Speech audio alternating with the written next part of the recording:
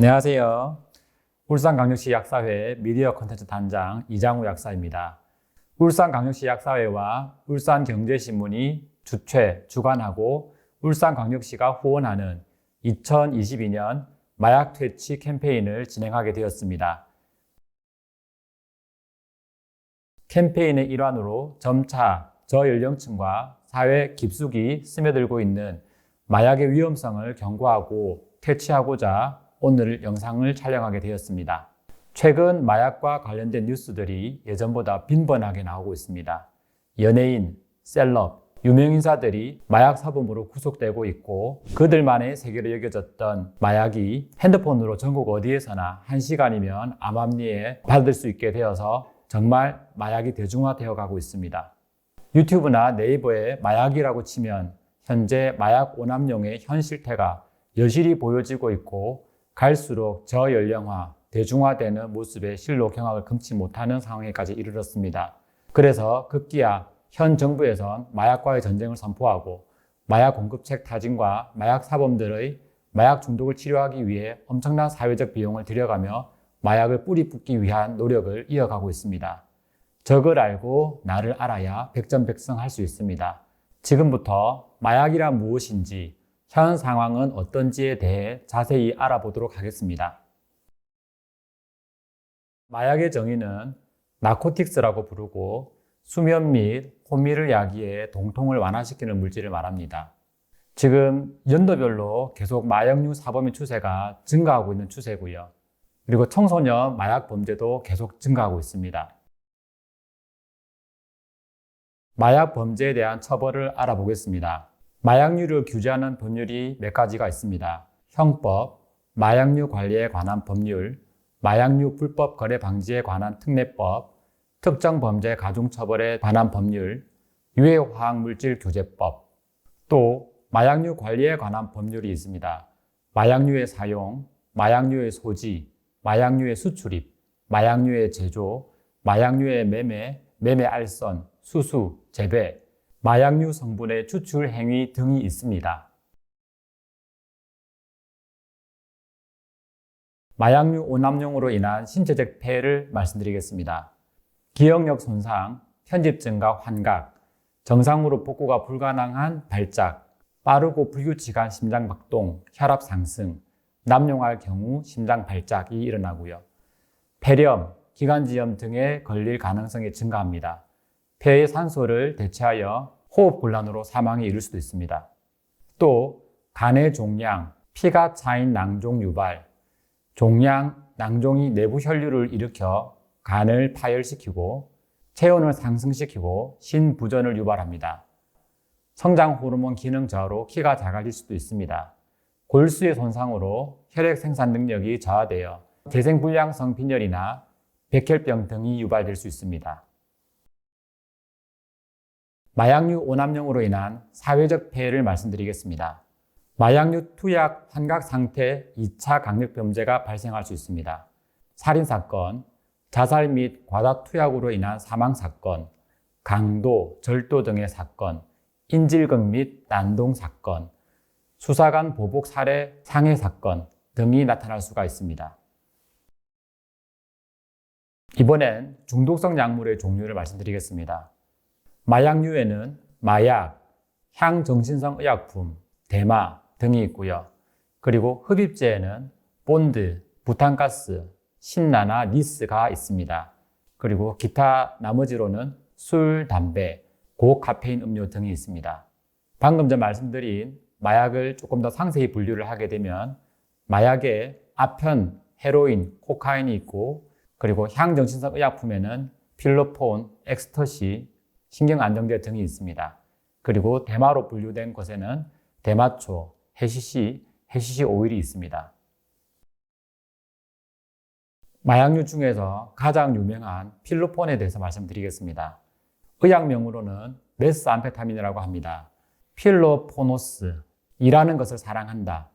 그리고 다른 말로는 히록봉이라고도 부르기도 하는데 히로는 일본어로 피로를 히로라고 발음을 합니다. 그래서 히록봉으로 일본에서는 널리 불리고 있습니다.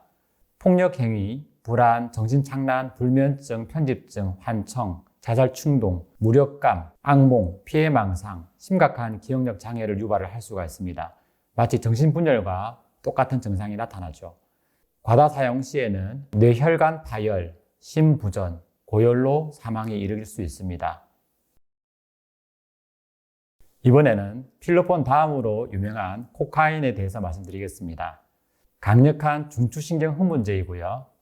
코카콜라에 처음 사용이 되었었습니다. 뇌졸중, 간질 발작, 선망, 환청, 환촉, 편집증, 우울, 무역증후군 등을 유발할 수 있습니다. 그리고 코로 흡입하는 경우가 많기 때문에 코의 비중벽이 손상이 되어서 문제가 되는 경우가 있습니다. 그리고 구강정막에도 구멍을 낼 수가 있습니다. 코카인은 단기성으로 사용했을 때 식욕 감퇴, 피로 회복, 각성 효과가 있습니다. 하지만 다량 또는 반복적으로 사용 시에는 우울증, 불안감, 만성 수면 장애, 정신혼란, 편집증, 결국에는 죽음에도 이를 수가 있습니다. 코카인은 현기증, 안면 창백, 동공산란으로부터 시작해서 명정 상태, 정신착란, 환각, 환청, 실신으로 이어지고요. 호흡곤란, 허탈, 사망에 이를 수 있습니다.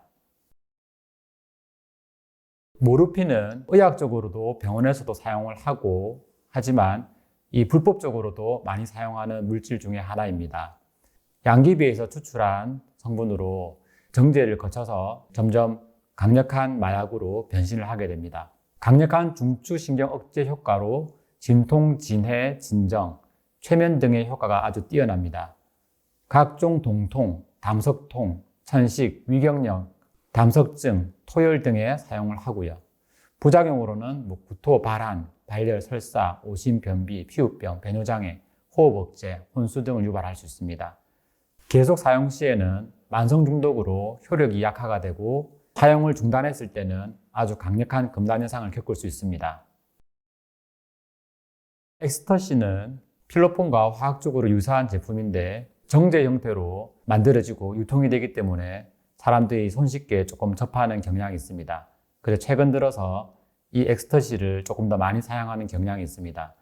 혼란과 우울증, 불면, 불안, 편집증 등을 유발을 하고요. 심혈관계에 치명적인 영향을 줍니다. 그리고 영구적인 뇌 손상도 유발을 할 수 있습니다. 대마초는 이미 미국의 몇 개 주와 그리고 태국에서까지 국가에서 허용한 마약이 되는데 대마초에서 얻어지는 물질로 400여 종 이상의 화학물질로 구성이 되어 있습니다. 단기 기억 장애, 심장박동 증가, 초조, 긴장, 불안, 공황, 발작, 두통, 졸음 또는 편집증 등을 유발합니다. 그리고 THC라는 대마초를 농축시킨 마약이 있습니다. 소량으로 뇌세포에 치명적인 손상을 주고 타르와 일산화탄소가 담배의 3배에서 5배 정도가 됩니다. 그리고 필터가 없이 사용하다 보니까 더 치명적으로 다가올 수가 있습니다. 이런 마약은 중독성 물질인데 몇 가지 특징이 있습니다. 첫째, 중독성이 있습니다. 한번 사용을 하면은 그 마약에서 벗어날 수가 없게 되는 거죠. 그리고 두 번째, 내성이 있습니다. 기존에 사용하던 용량이 만족이 안 돼서 계속 용량을 증가시키게 되는 현상입니다. 그리고 이것을 사용하다가 중간에 끊게 되면은 또 아주 강력한 또 금단 현상도 있게 됩니다. 이게 개인적인 피해뿐만 아니라 가족과 이웃, 그리고 소속된 모든 사회를 병들게 만들 수 있습니다. 마약의 중독 기전은 마약이 먼저 몸에 들어오게 되면 뇌에 BTA라고 하는 뇌의 보상 중추를 자극을 하게 됩니다. 그 이후 도파민이 증가하게 되고 그 도파민이 뇌 전두엽을 자극을 하게 됩니다. 그러면서 우리가 쾌락을 느끼게 되는 건데 이것이 비단 마약뿐만 아니라 니코틴, 담배, 술, 그리고 게임 중독이나 기타 여러 중독도 똑같은 작용으로 중독에 이르게 됩니다. 마약은 아니지만 좀 더 손쉽게 청소년들이 이용할 수 있는 마약과 같은 물질이 있습니다. 본드, 부탄가스, 니스 등 각종 휘발성 물질이 그런 물질들인데요. 빠른 속도로 환각에 도달을 하고 문제는 이게 뇌에 직접적인 손상을 줍니다. 그래서 기억장애와 판단장애, 정신질환을 유발할 수 있습니다. 또 요즘 학생들이 각성 효과를 위해서 고카페인 음료를 많이 찾습니다. 이 카페인을 이용해서 뭔가 공부를 한다든지 아니면 뭔가 집중할 때 사용을 하는데 이게 부작용이 또 상당합니다.